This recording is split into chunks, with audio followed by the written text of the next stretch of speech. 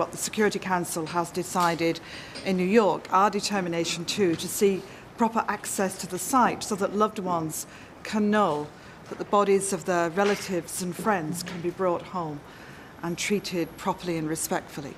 The investigation needs to take place too. All of the information that you've seen coming out of different sources needs to be verified, and we now need to look at the consequences for this.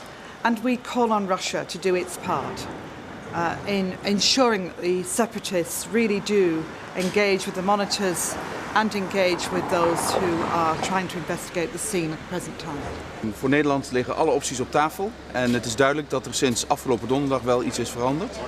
En wat er is veranderd zal ook in het beleid van de Europese Unie tot uitdrukking moeten komen. We kunnen niet business as usual hanteren. Betekent dat er ook echt sancties mogelijk zijn die ook de Nederlandse economie uiteindelijk zouden kunnen raken? Dit gaat niet meer over economie en handel, dit gaat over veiligheid. Dit gaat over de geostrategische positie van Europa. Dit gaat ook over gerechtigheid voor bijna 200 Nederlanders die op een gruwelijke manier aan hun einde zijn gekomen. Wir stehen ganz zweifellos vor weichenstellenden Entscheidungen heute im Rat der Außenminister in Brüssel. Und wir treffen uns wenige Tage nachdem bei dem Flug MH17 300 Menschen ums Leben gekommen sind. Die Ursachen werden untersucht, aber viel spricht dafür, dass die Maschine tatsächlich abgeschossen worden sind. Uns eint in Europa die Trauer um die Opfer, aber ebenso die Empörung über den Umgang der Separatisten mit den Leichnamen, zynisch und menschenverachtend, wie wir über viele Tage sehen mussten. Ich glaube, wir haben uns in Europa und auch wir Deutschen bemüht, zu einer Entschärfung der Lage beizutragen. Niemand kann uns den Vorwurf machen, dass wir nicht das Gespräch gesucht hätten, immer wieder Angebote gemacht haben, in Verhandlungen einzutreten. Zuletzt bei dem Treffen von 4 Außenministern in Berlin, dem Abschluss einer Berliner Vereinbarung, an der Russland beteiligt war. Gleichwohl, Russland hat seine Verabredungen nicht in dem erforderlichen Maße erfüllt, insbesondere über viele Tage keinerlei Distanz zum Verhalten der Separatisten erkennen lassen und vor allen Dingen es nicht vermocht oder aber nicht organisiert, dass die Grenze zur Ukraine endlich dicht gemacht wird und Kämpfer und Waffen vor allen Dingen nicht weiter einsickern können. Daraus müssen wir und werden wir heute unsere Schlüsse ziehen. Der Rat der ständigen Repräsentanten der Botschafter hier in Brüssel hat gestern Abend Vorbereitungen aufgenommen, Entscheidungsvorlagen erarbeitet für den heutigen Tag und ich sage, wir bleiben weiterhin offen, mit allen politischen, auch diplomatischen Mitteln zur Entschärfung beizutragen. Aber es wird notwendig sein, diese Bereitschaft zu begleiten durch höheren Druck, das heißt auch in schärfere Maßnahmen einzutreten. Look, everybody wants to see a balanced set of measures as we go forward, but the world has changed since the European Council last week.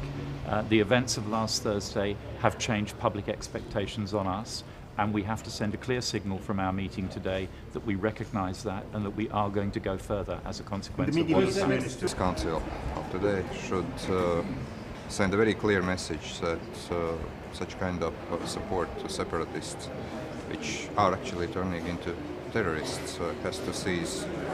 And second, I think that one thing which is not only sanctions but also security of the European Union and NATO is that this Council also have to seriously consider ban on all kind of exports of military technologies, military equipment to Russia. It's possible to go further with the list of people, like in the European Council, or maybe to go further with economic sanctions. We will have the discussions on that. There are two separate issues. First, the international independent inquiry, because it is very important for the victims and to know what was the reality in this crash.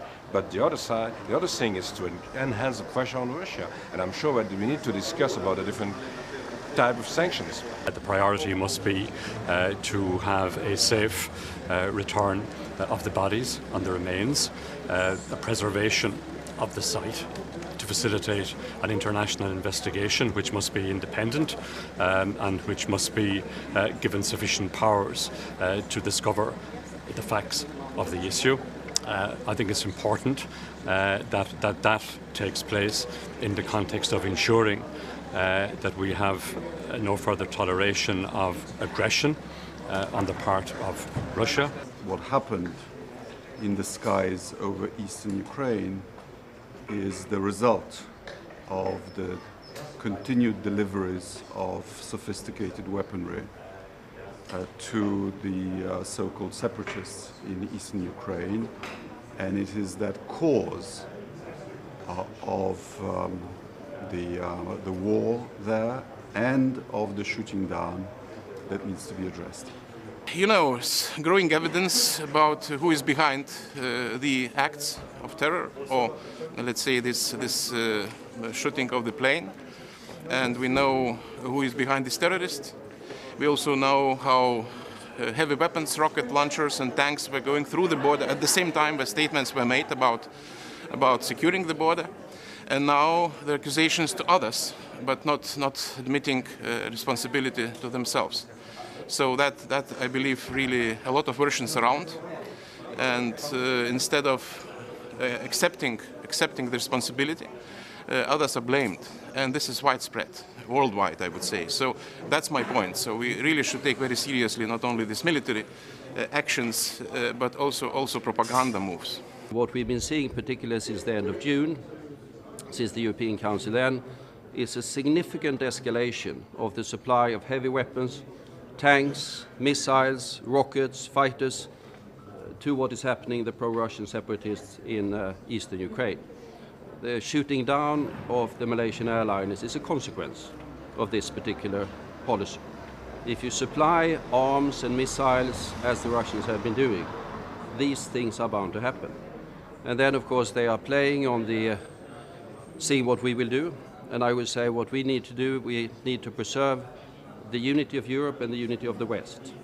If we stay together, the Americans and the Europeans, we can handle the situation.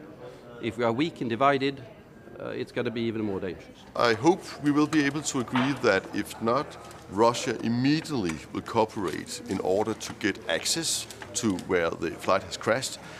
Of course, deliver the bodies to the nearest in the Netherlands, and of course also cooperate in general with the access. Then I think it should have consequences, and I think we need then further sanctions in the economic field. But I definitely also hope that we will not get into that stage, because we all hope that we can get a cooperation with Russia. But it's now time that Russia is not talking peace in diplomatic circles, and then on ground actually is acting very differently.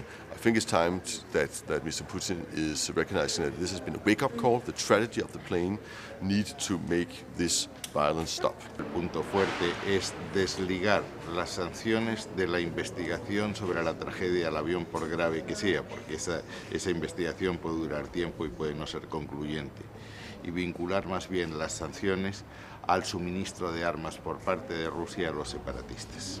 What we are going to discuss at the Foreign Affairs Council is, first of all, I think the first step is to enable the Dutch government and all the other governments whose citizens have died in the downing of the plane,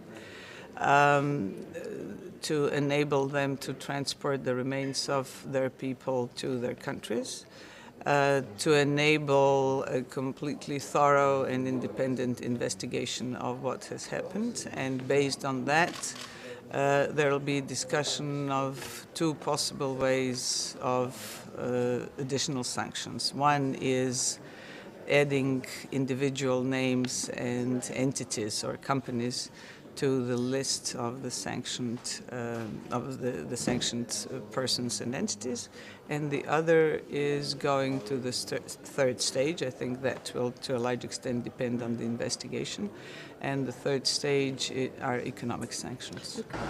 Ja, der Abschuss des Flugzeuges ist eine unfassbare Katastrophe, und jetzt ist die oberste Priorität, dass es eine rasche Aufklärung gibt und vor allem auch, dass die Opfer bestattet werden können. Ich glaube, das ist jetzt in dieser Situation das Mindeste. Ich werde heute auf jeden Fall die Möglichkeit nutzen, mich wieder dafür einzusetzen, dass es ein Verbot der Waffenlieferungen von der Europäischen Union nach Russland gibt. Das habe ich schon als Vorschlag vorgebracht in der Ratssitzung am 20. Februar. Ich glaube, heute sind mehr und mehr Außenminister für diesen Vorschlag. Ich glaube, das wäre ein wichtiger Schritt.